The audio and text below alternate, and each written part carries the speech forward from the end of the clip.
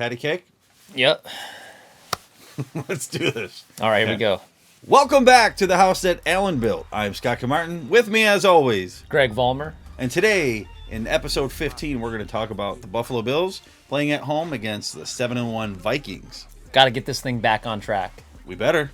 Dare I say, if we lose 2 in a row, it would be an NFC team, and it wouldn't count against our potential playoff seeding. I mean, at least for overall AFC, record still matters. Yeah.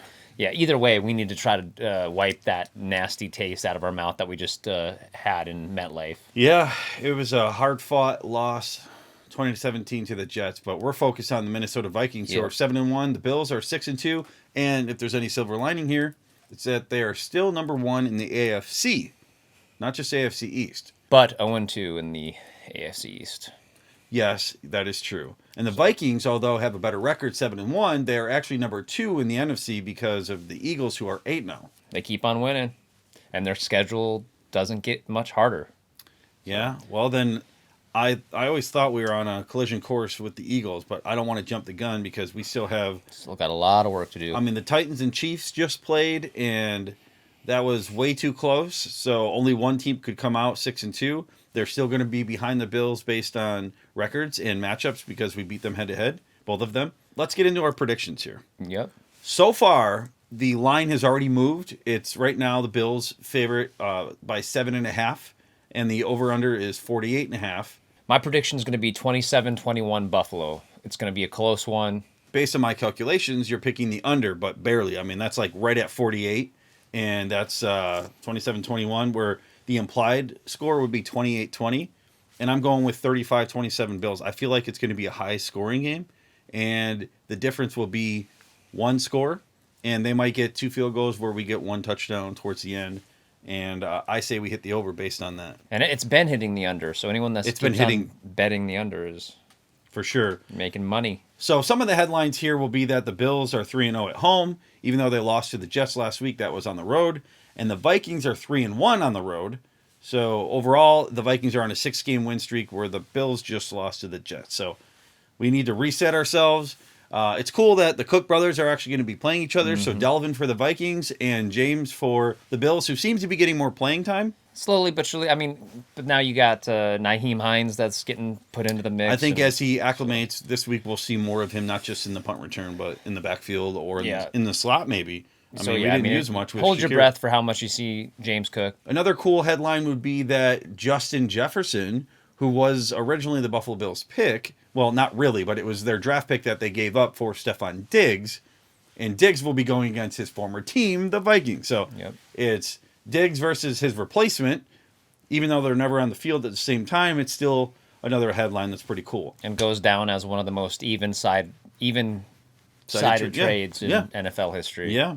And we will be seeing Harrison Phillips, our former defensive tackle, who I love. He's such a likable dude, and he's great for the community. He's just overall a great guy to root for. I think he was injured for 1 game, but he's done pretty well. I don't think he's like killing it in sacks or tackles, but I'm sure he's solid influence on the locker room. And he's a starter there. Yeah, and they don't rotate as much as we do, but they do have a decent defense. If we're gonna, compare offense and defense, Kirk Cousins, some people will call him boring. He kind of is, but he's consistent, and sometimes that can be boring. Yeah, he's consistent. He very accurate. He has an arm. I would say underrated arm strength. He's, I think, his biggest weakness is that he stands still in the pocket, so much so that he just usually just kind of takes sacks. I mean, he does not usually try to avoid sacks or you could say his pocket presence is lacking at times, or he just doesn't want to have to move around or can't move around, and he looks often like a statue getting hit. So yeah, I mean, the Bills are pretty good in sacks. I mean, they're, I want to say, 9th. They have the same amount as the Vikings. Are tied for how many sacks they get, not how many they give up. Allen was sacked 5 or 6 times last week, and hopefully that gets better. He had to scramble a lot, as we assumed he would. The Jets have a solid defense. The Jets' defense is better than the Vikings' defense, but they still have some big names on their defense. When we're comparing Allen and Cousins, we've got Allen averaging just over 300 yards a game. That includes last week. Cousins at 250 yards a game. Allen has 19 touchdowns to 8 interceptions, where Kirk Cousins has 13 touchdowns to 6 interceptions. So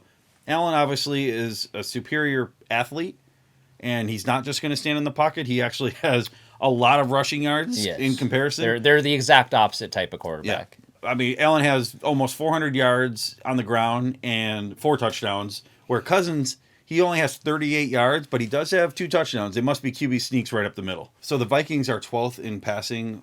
Josh Allen is number 2, right behind Mahomes. So it's it's Chiefs, Bills, and then you go down quite a bit, another 10 teams, and you've got the Vikings. But when they've got Adam Thielen on offense, they've got Justin Jefferson, KJ Osborne, they've got Delvin Cook who can catch it too. They added Hawkinson and free in, They in did. the trade His first deadline. game, 9 catches, 9 targets, 80 yards. Yep. He's going to be a big deal to handle for sure. I think that's a great fit. I can't believe the Lions traded in their own division. Yeah. Bizarre. It is very Vikings fans are happy about it, and they Oh, should be. for sure. So those numbers could be skewed based on what we're going to see moving forward because they certainly have more weapons. And although we do have Tre'Davious White hopefully back this week, I'm My assuming gosh. that Please. and Milano, hopefully that oblique Just isn't so bad that he Our can play. injury situation. I mean, I feel like you maybe have 3 storylines for the Bills, like just that maybe fans will be talking about going into this Vikings game. One, can Josh Allen rebound after having 2 very atypical games for the standard that he's set and that we expect of him? Being an MVP front runner. 2. Is the Bills' offensive line going to step it up, going up against what can be a pretty aggressive Vikings defense, even though we're going to be at home? Yeah. And then I would say the third storyline would be: is Trey White going to be healthy? We think he's healthy. Is Trey White finally going to get activated? There was some talk that maybe they were concerned about the field at MetLife, but man, do we need him, because that's the biggest storyline is injuries. It's the Bills' bugaboo right now. And so even just getting White back would be amazing. Obviously, like you said, if we could get White, Poyer, and Milano back, but man, right now, it's hard to feel good going into any game with the way the injury situation is. So Poyer, we missed him last week for sure. I mean, they didn't really go deep on us. Wilson was keeping everything kind of checked down and on the outside, but it'll be nice to have him because I think DeMar Hamlin's a solid safety. I think he's a good fill-in, or I think Hamlin is a good fill-in as long as Poyer's there. You need at least one of them on the field for that defense to really feel good deep.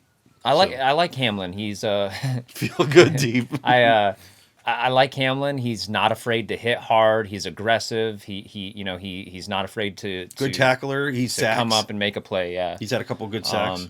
But yeah, with that said, I think that we have, Kyer Elam did show some rookie mistakes against the Jets. He had a couple costly missed tackles. And just in general, I think our defense against the Jets, there was some missed tackles, some plays you wanted back. Not that it was on them that we lost, but that, some bad angles for tackles. So Yeah, for sure. Yeah, Kyer Elam is he's coming along, but we need Trey White back because he's the leader. He's the alpha of that cornerback room. So As far as other injuries go, I know. So if we get back White, Poyer, and Milano, that would be great. But Spencer Brown, it would be nice. He's a great right tackle. I feel like he's very strong, very athletic, and our offensive line is not as cohesive. Are you surprised we didn't go after offensive line before the trade deadline? I did think that they were going to get some sort of depth, but maybe it wasn't worth the value of what they were trying to chase. Do we have anyone on our practice squad where, like, in an emergency, Butker or should someone be that they playing. have, like, they've got like a bullet in the chamber in case they need it? Like I said about Ike Butker, he might not be able to return at this point. I don't know the IR stipulations as far as where he's at. He was the one that blew his Achilles, I believe, last year. If we have all these injuries and wide receiver, we're actually not injured right now. We just can't have, like, Davis dropping the ball. And McKenzie, they did do a jet sweep. They're not really using Shakir. Maybe he's not up to par, up to snuff on the playbook. They have him out there. Maybe they're just not. Allen isn't comfortable throwing to him yet. But now there's going to be rumors this week and going in the next week. OBJ, Odell Beckham Jr., should be cleared to play or start practicing for a team and sign somewhere. I don't know whether that's going to be the Bills' choice or whether OBJ is still going to be selected because he's a free agent. Yeah. He could choose what he wants. And right now, the cream of the crop, I mean, there were rumors that he could go back to the Giants. They're 6-2. There were rumors that he could go back to The Rams. Don't go to the Chiefs or the Patriots. Please. The Chiefs, Patriots. I guess you could even. I wouldn't say the Dolphins. No way the Dolphins add in with all their No, weapons. I don't think so. And then the Jets. I don't know. If, yeah. I just Chiefs would be the worst. I'm all about if you the went to the Bills. Chiefs. Yeah, this is just besides the Bills. If you Yeah. went to the Chiefs, but if you went to the Rams, yeah, I would be bummed if the Bills didn't get them. But I mean, at least it's the NFC. True. But I don't know how crazy is the NFL that like just 2 weeks ago we had talked about how like for 2 or 3 games in a row our offensive line was looking so solid and they were meshing together and they were giving Allen time and protecting him and Any keeping given him clean. Sunday. And it's like now Allen's kind of had back-to-back bad games. Our offensive lines look a little dicey. I don't know how quickly things can change. It is a roller coaster ride. The season itself can be a roller coaster ride. Enjoy the highs. Try not to get too down on the lows, but we're kind of in that little low part now, and we're trying to get back up. We have things trending up and we have things trending down. Allen is obviously trending down when it comes to the MVP race and having 2 interceptions back to back in 2 games. 4 in 2 weeks. Yeah, so if we get into the MVP race, I still say Allen's right there. Mahomes is sure coming up on him.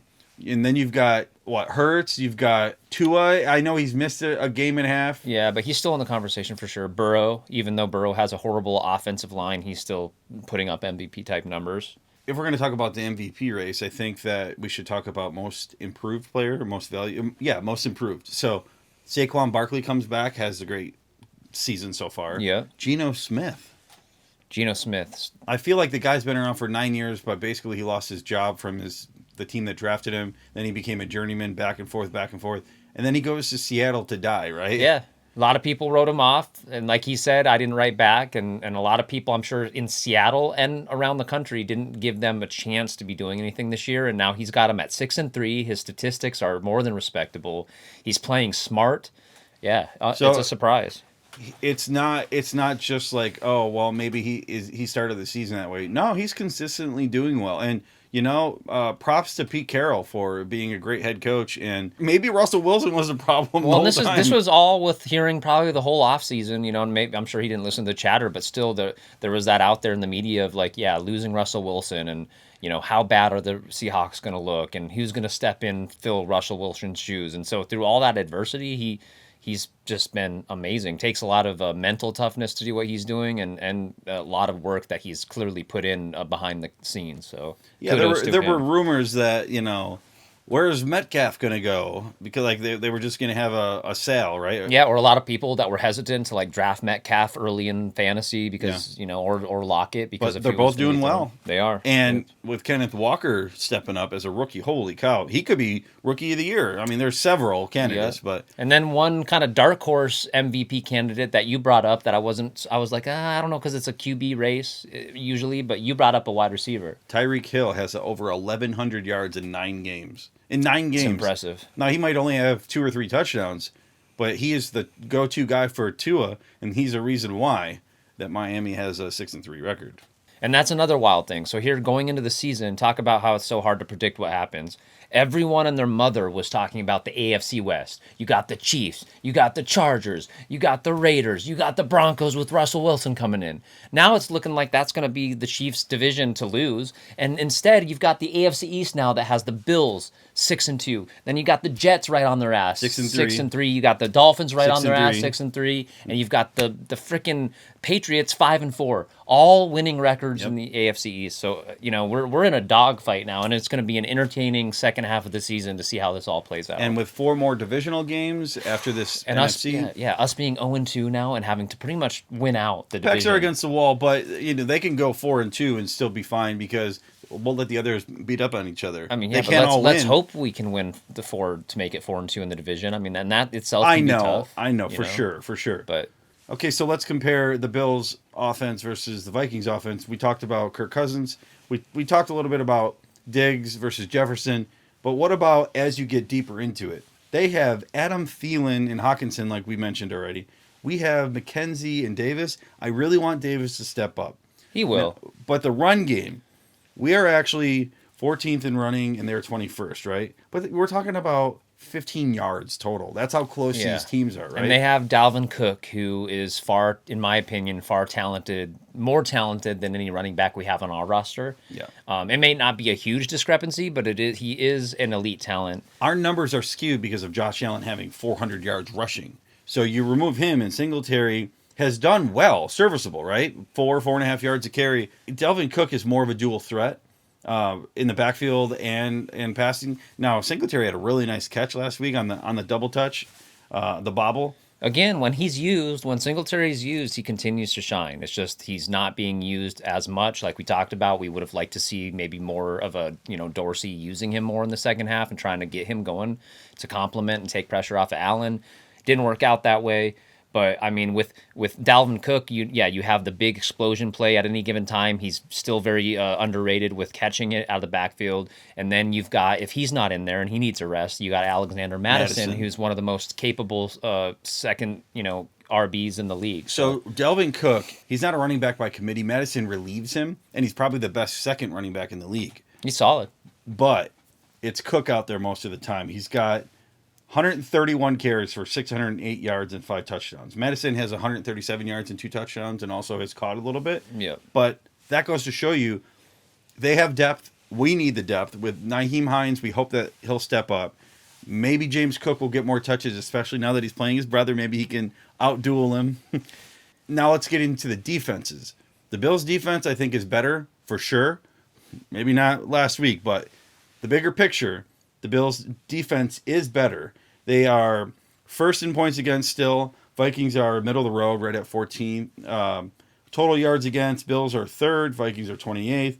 And this is where the Vikings slide, right? Their passing defense, they give up the 29th most yards. Mm-hmm. That's rough. Yeah. And the Bills, even after last week, are still in the top 10. Rushing, that's where it's close, right? Rushing yards against on defense, not just on offense. We are fourth. We were before last week. That's gone over 100 yards now. So we're averaging giving up over 100 yards. Yep. And the Vikings are 8th at 108. So pretty even from there on. Sacks are the same. Interceptions are within a couple. So their defense includes linebacker Jordan Hicks, who has their most tackles on the team. Linebacker Eric Kendricks, 65 tackles. He's right up there. We know about Daniel Hunter. Yep. He's got Seasoned 3 vet. sacks. Yeah. And Zadarius Smith has 8.5 sacks. He's going to be all over Josh Allen. So we got to be careful with our front line. And this game could very well come down to which quarterback makes the most mistakes, which it can come down to that many given week. Well, you've got time of possessions almost identical between the two teams, so they both tend to, score and give the ball back. Yeah, they hold the ball for a similar amount of time per game. Which defense is going to turn the ball over first, get a turnover, and make it, and hopefully Allen, if we do get the ball turned over, we can take advantage of that as opposed to Allen, who's lately been, giving it right back. Yeah, giving it right back to the other team. So can Allen stay can he play mistake-proof football? Because if he does, we already know he can do his thing, especially against this defense that looks like it's clearly given up plenty of yardage, especially on the pass. Yeah. And even in the run, they're middle of the line. Just like we got to be concerned about our run defense too. But yeah, it looks like it could be one of those games where if the weather's good, fingers crossed too that the weather's nice. Allen should at least be able to have a rebound, and I'm sure he wants it more than anybody. I just don't want him passing the other team like he was last week. Harrison Smith has 4 interceptions, and he will pick you off. He's a strong safety, not a corner, but he'll be right there. Allen usually is good about rebounding and not like during a game. If he's had multiple picks in a game, he tends to reset. Yeah, especially like these last couple of years, and forget about it. Yeah. He seemed to be a little bit more negative, like throughout. It was the the mustache. whole I'm telling you, he needs to shave that. It's sucker. not horrible, but I guarantee you. Let's place a bet. Will he or will he not come this week into practice without a mustache? it'll be gone for sure. Yeah, I would say, I mean, I would say 90% chance that he'll want to reset that. He was holding on to it after the Halloween party in his costume, and it was, it's funny, usually he doesn't wear a mustache, he's wearing one, which it's fine. It's not, it's an admirable mustache for, he's still pretty young and he's still trying to grow his beard in, but he needs to just take that, make another Gillette shaving commercial, shave her off, and forget about last week. So for the Jets game, I brought my 15-month-old son, Saber, to the Cheerful Bullpen, which is the Bills Backers Bar in Northwest Portland. And he was running around and, playing with the ATM buttons and holding up the Bills helmet umbrella and just like high-fiving people. And he was in his Zubaz onesie, and everyone kept asking where we got it from. My wife was with me. Greg, of course, held down the fort and reserved our seat because he lives across the street. Yep. And it was a good time. But this week, as I mentioned in the last episode, we're flying back to Buffalo. So the four of us in my family, we're going to fly to Buffalo on Tuesday. Then we'll have Wednesday, Thursday, Friday, Saturday, and we leave Sunday morning hours before the game. It was my oversight. I may change that, but it's going to cost me thousands unless I went to Wednesday, which is more than a week, and then we have a 7-year-old that would be missing school, and that's we're juggling with that. But it's going to be a great game. I think it's going to be another close game. I hope it. I don't know. The Bills made the game against the Jets way more stressful than it had to be. I think this is going to be an evenly matched couple of teams. It's always fun when the Bills play the Vikings because they don't play each other a lot. They're both two franchises with such eerily similar histories when it comes to losing. Oh, yeah, Super Bowls. They both have 4 Super Bowls that they've been to. They haven't. Both teams haven't won any of them. The Vikings have some of the biggest heartbreak games. You got that game in '98, I believe it was, with Atlanta where they missed the field goal. Yep.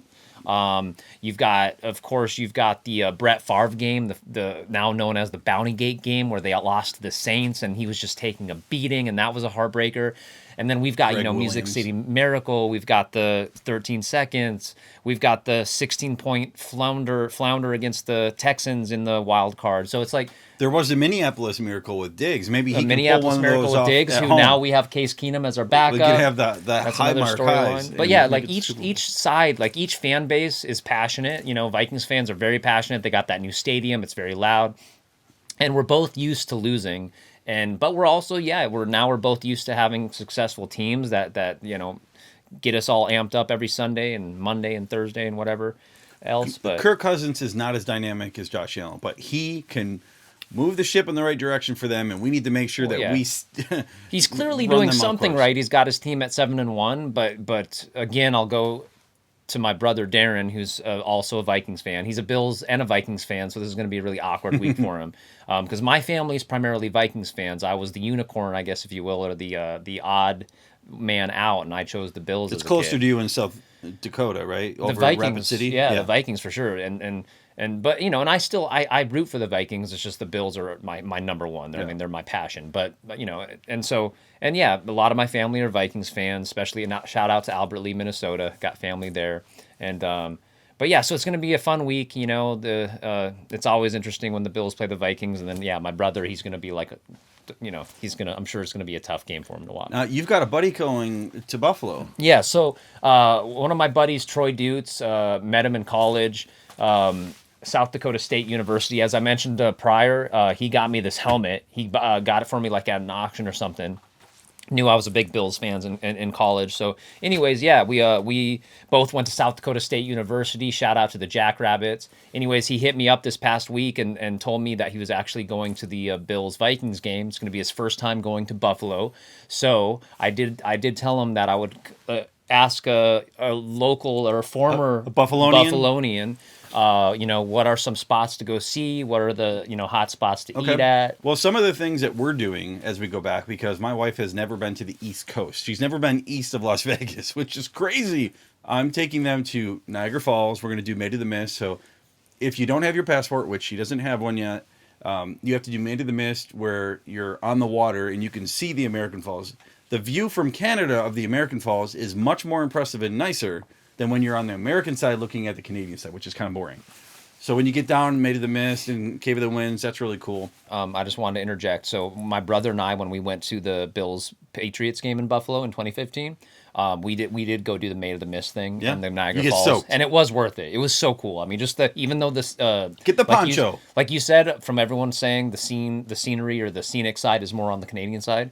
So it's going to be a good time either way, whether you're on the American side or the Canadian side. You get to the Canadian side, you can go to Clifton Falls, Clifton Hill. You can go up to the CN Tower. It's really cool. But, and you can speak like a Canadian, eh? Eh? Oh, don't you know? They're nasally kind of like us, but they're a lot nicer. They say sorry. Oh, sorry. Really sorry about that. Sorry about that. Sorry about that.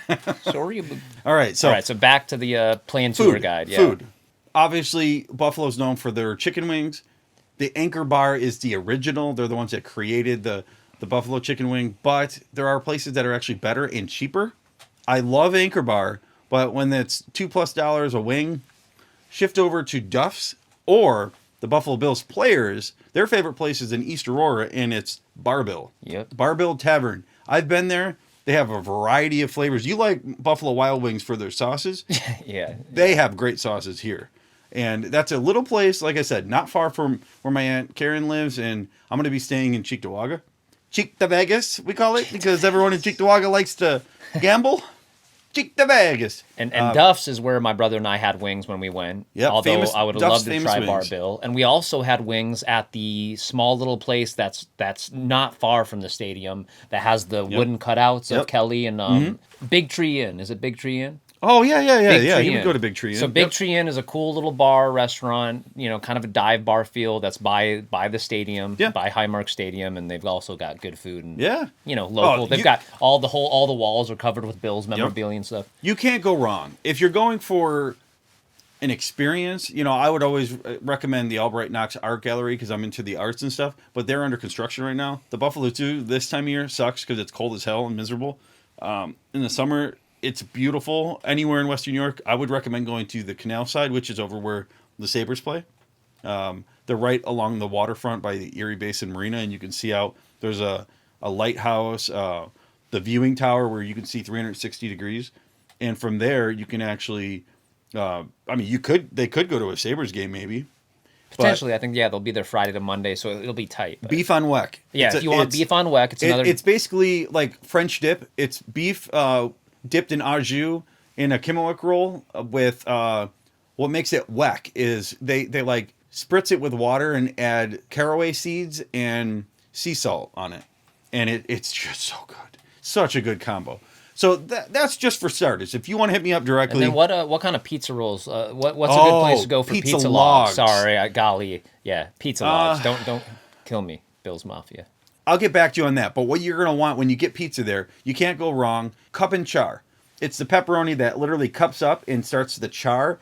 And inside of the little cup of pepperoni is a bunch of grease. But it's the best pizza you've ever had. It really is. You can't beat Western New York food. They're good with Polish, Irish, Italian, German, you name it. You can find a place there that is authentic.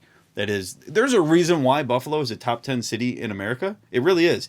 Even though the population has changed and the sprawl went away from the Rust Belt, they are dynamite when it comes to food. And they're the city of good neighbors. The city of good neighbors. Yep. You should find The Nickel City. mini friendly people on your whereabouts of the city. If they end up getting there early Sunday morning and they want to try to get an experience of what the Bills tailgating looks like, The Hammer Lot. That's where Ketchup Kenny is. And that's where they do the ketchup and mustard and squirt it. That's where Pinto Ron has his vehicle. He's been to every game for the last umpteen years, and they cook food in every single tool in your shed or on the hood of the car. So it's such a great area if you can do it. Very much like a college-like atmosphere. People are friendly too, and even if you're wearing an opposing jersey like the other team, friendly. They're friendly. They might tease you a little bit, but they're not going to be like any Jets nastiness fans or Raiders fans. I feel like I've heard Raiders fans can be pretty territorial and Pittsburgh aggressive. fans, they can be pretty aggressive. Eagles, Philly. Yeah. But thank you for giving some good. You like that? You like that? I like that. It's a good week for that. I hope we don't hear that, though. I hope we don't get any gold chains. You like that? There's all of a sudden there's videos coming out on Twitter and Instagram of they got him all that. They make fun of him. They love it. Yeah, of Kirk Cousins just blinging it out, wearing all the ice on him, like 10 pounds with no shirt on. And I remember him spinning his chain wheel. Diamonds and all that, and he's just loving every minute of it, man. Man, they're going to have to come up with a rap name for him before long. Another good matchup, boys and girls. We're in for a good one. I hope, hey, Troy, whoever you're going with, I don't know if you're going with your family, but if whoever you're going with, have a great time. Let me know how it goes. I'm sure you're going to have a blast. It's awesome that you're getting to go see a game in Buffalo and watch your favorite team do it, play the Bills. So have fun. And to Bills Mafia, whether you're watching it in the stadium on next Sunday or in your comfort of your own home or you're at a house party or tailgating somewhere else, wherever it may be, or the cheerful bullpen. Or on an airplane. Yeah. Just be loud in that stadium. We need it. We need to get back on the right track. And as always, pound some Labatt's, break through some tables responsibly, and of course, as always, take a few hydration breaks. And last but not least, I want to go over the cards we have here. This one is a really sweet card. This is from one of his first games, September 30th, 2018. It's a 4-color patch. It's game used. I love it. It's got a cracked ice little sparkle to it. And that's my card here. And then I got a Panini 2018 Rookie Elements Football, Josh Allen, Xenon Rookie. So in the last video, we did an Elements card. It was radon, and it was gold. This one here is more like a bluish And teal. it's actual metal, so it's heavy. Oh, it's heavy. That weight. And that's a solid this blue is, patch. number 92 of 99, so it's a short print. Oh, that's right. Mine's number 2. This one is 11 of 25, so that one's a pretty penny. There you go. I need to get some of these cards graded. Eventually. It's Guys, you have any got a lot- hookups? You got Let me a know. lot to go, yeah. If you leave a comment in the comment section and give your predictions or just any comment, it could even be trolling us. I don't care. You can win a Josh Allen card for my collection. Doesn't mean it's going to be numbered or a rookie card, but I'll give you one of the other ones that I have. It could even just be a duplicate. But hey, leave a comment. We're talking to ourselves over here.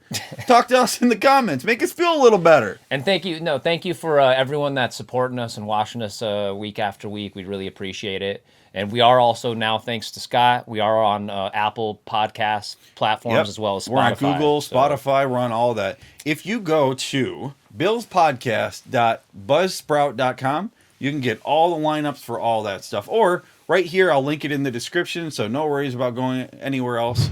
Okay, so our predictions. We've got Greg saying 27-21. He's picking the under. He's saying the Bills win by 6. I'm picking the over, saying it's 35-27. Bills win by 8. We'll see. Let's hope. Last week we both said they're going to win by 21, and they lost by 3. You can't win them all. We got to get back on the right track. Can't win them all, can we, Eagles? We need to get healthy, please. Why are we every week? It seems like we're getting injuries. And OBJ, please pick the Bills. Man, okay? light those Josh Allen candles and do some kind of a ceremonial anti-injury dance. Man, all right. All right, well, I think that's going to do it. Yeah.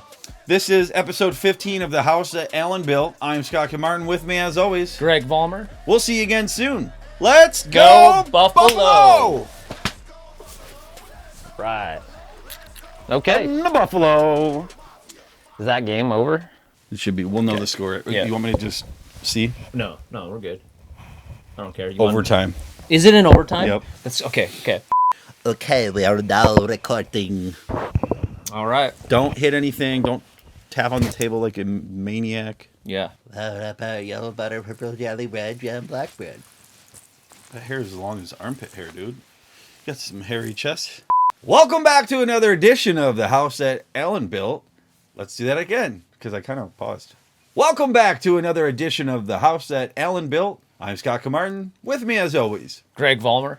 and today welcome back to The House That Allen Built. This is episode 15 of The House That Allen Built. All right. Liquid death. How'd that mosquito survive? You know, like, does it have a jacket? No, he dead now. He dead. Oh, that mosquito dead. No jacket later. Oh, he dead. All right, Mahomes. Throw a pick. Sacked! Woo! Oh, that gator dead. I love seeing Mahomes get sacked. Yep. Oh my God! And he not only got the first down, but he's at midfield. You know that if they score, they're going for 2. He's a magician. Are you checking? They Oh, won. he won. F***ing A. Of course he did. Yeah, they're number 1 in passing again. Yep, they won 20-17. Mahomes, 446 yards. 43 of 68. He only had 1 touchdown and 1 interception, though, so. Malik Willis was 5 of 16 for 80 yards and no touchdowns, no interceptions. Derrick Henry, 115 yards and 2 touchdowns. Look at the chances of Titans winning right here. Wow. And then it went. Man, that would have been such a big one for the Chiefs But to get a loss. Look at how different that is, though. 29 first downs to 9. 8 of 9, 1 of 11, or 8 of 19. Yeah, they're definitely by far number 1 in passing now.